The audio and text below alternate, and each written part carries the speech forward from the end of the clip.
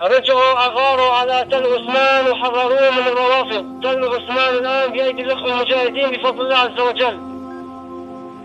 يلا يلا يا جماعة، يلا يلا وحنا نعتقد اليوم يوم الصلاة، اليوم يوم الصلاة، اليوم الله عز وجل نظر إلى الإسلام والمسلمين.